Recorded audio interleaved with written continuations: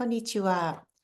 Well, today's webinar is all about assessment in a CI or acquisition-driven class. And this topic was raised by one of the JapanEasyReads community members, and I'm really happy that she did because it reminded me when she suggested this, it reminded me just how important and how different the assessment looks in a CI or acquisition proficiency focused classroom. So when I moved away from the textbook driven approach and started using more CI, I knew that I needed to rethink or reimagine how assessment was going to look, because now the focus was on what the students were acquiring, not what I thought that they should remember and be able to produce because I taught it on page 10 of the textbook. I first heard about timed writes from Terry Walsh when I experienced one of her demo lessons as a student. So why are they so good? Well, in Terry's demo lesson, I had about 2 hours of Chinese input in Chinese, which is a language that I don't speak. And I saw firsthand how timed writes worked and how I felt as a student experiencing the feeling of success when I could produce language after a relatively short input session. These timed writes assessed not only my comprehension, but also built confidence in my own language ability. And it was a scary leap of faith to bring this kind of assessment into my classroom, but the results of the timed writes and the response from the students especially completely convinced me that this was the way to go. But before we launch into timed writes, I think it's really important to ask, have you heard about the sponge analogy? I have posted about this, and it was after listening to a fantastic episode on the motivated classroom, and the sponge analogy was mentioned by one of the presenters there, the panel there, and she heard it from a CI teacher, a Spanish CI teacher called Scott Benedict. And I think that it perfectly explains the process of language acquisition. So I think it's great to explain this to your class too, so that they know, can understand the different approach, I suppose, that they may not be used to. So imagine students as sponges and the language as the water. So if we lightly spray with a spray bottle water onto the sponge and then squeeze it to force out the output, the results are really minimal. You might get a drop here or there, but it's still barely wet. The sponge is barely wet. So this represents the traditional output-focused methods of language teaching, where students are pushed to produce language without sufficient input. However, if we immerse the sponge in a bucket of water and let it absorb without any pressure, the outcome changes dramatically. When we lift the sponge out of the bucket, water flows out effortlessly. And this soaking process symbolises a rich environment filled with comprehensible input, which is input that the students find engaging and meaningful, and it's language that they can understand and absorb naturally. So as a result, when the time comes for them to produce the output, the flow, it flows much more easily and naturally, much like water from a saturated sponge. So this sponge analogy is a really powerful way to share the essence of language acquisition with students on their learning journey. And with this in mind, let's look at how we can accurately assess in an acquisition-driven classroom. So we're going to talk today about timed writes. So timed writes are sometimes called free writes or brain dumps or fluency writing. So what exactly are they? So timed writes are a really effective way to gauge how much language has actually been acquired. They give the teacher a real snapshot of the language content in the student's brain at any given moment. So basically, you ask students to write short texts during a limited time with no reference to notes or dictionaries. And for the Japanese teachers listening, shock horror, they are done in romaji. And the reason for this is that romaji shows the sound of the language that the student has in their head. And that's independent of any challenges that they may face with writing the kanji characters or even hiragana. So this method allows us to assess students' internalised language skills without the added complexity of character writing, which can really sometimes obscure their true level of language acquisition. So timed writes can be anywhere between 5, 7 and 10 minutes. My preference is for 10 minutes because it's a nice round number, but you'll know from your cohort of students what feels right to you. First up, it's really important to explain the purpose clearly to the students so that they understand that the focus is on showcasing the language that they can produce, how much language that they can produce, that they will not be marked on quality, i.e. the deducted marks for grammar or spelling, but they will actually be marked on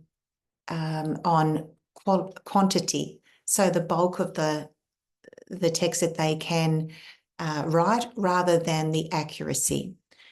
And timed writes are about what they have acquired in their heads that they can naturally produce and not what they could produce if they had time and lots of resources. That's a really important distinction. By all means, there are time for accuracy in some assessments, but for this to be an accurate assessment of the acquisition that the students have in their heads, this is what I have found to be the most clear and honest assessment of that. And there are heaps of benefits of timed writes. Really importantly, I think that timed writes give all students confidence in their ability to write because they are able to stop using their monitors. You know, those pauses where you second guess and you start to think about a grammar rule. Instead, they are listening to that little Japanese voice in their head and writing what they can hear internally. And this is the beauty of teaching with CI. Remember the sponge analogy? Well, this is very important for a timed write to be successful. We must flood the students with lots of rich, interesting and understandable input to allow them to fill up their bucket of language. And this sets the, excuse me, this sets the foundation and sets them up for success. Timed writes also give excellent real-time feedback for teachers, which can then drive their lessons, keeping their teaching student-centred. If the students know that they're being graded on grammatical correctness, they are going to be monitoring every word. The purpose of the fluency writing or the timed writes is to encourage students to get words down on paper, as many words as possible, so that the limited time will keep them from using their monitors. When you do this regularly, you'll see that the number of words students are able to produce increases, doubles and even triples, simply because they are no longer using their time-consuming monitors. Their writing becomes more natural as they focus more on content rather than on form.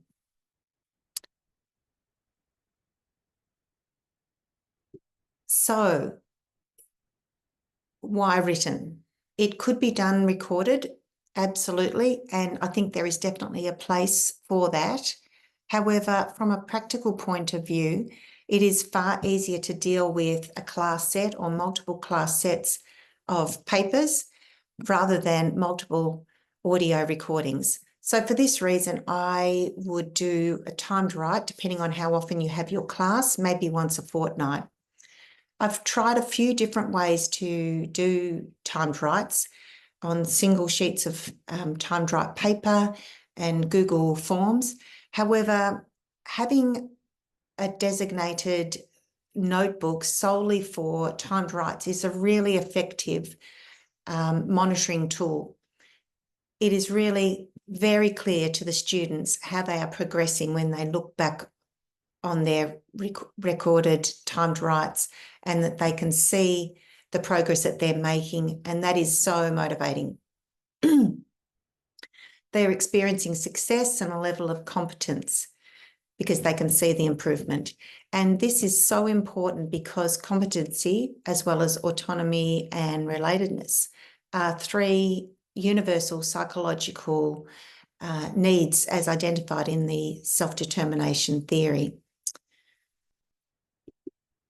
So here's a twist on a timed write, and this is a scaffolded timed write.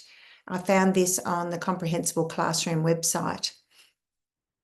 It's a 1-3-5 timed write, and it takes about 20 minutes to complete. Students are instructed first to write for just 1 minute. Write as much as they can in that minute, stop when the timer goes up, count up the number of words and record the number. Then the timer is set for 3 minutes and the students rewrite what they have written in the first minute and add on. They may pick up or even correct errors as they go, but this isn't the focus.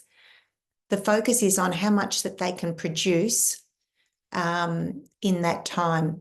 They then stop after 3 minutes, count up the number of words and record that. Same then for the 10-minute timer. Set that. The students rewrite whatever they have written in the previous 2 writes and add on. Count up, and you can see the results of the number of words that they can produce in that time. So why this scaffolding? So the idea behind this is that students often have trouble transferring what they want to say from their brains to the paper.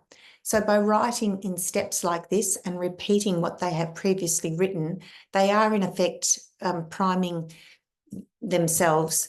And you should see that students will write more than 3 times the original word count in the second step and more than 10 times in the original word count in the final step.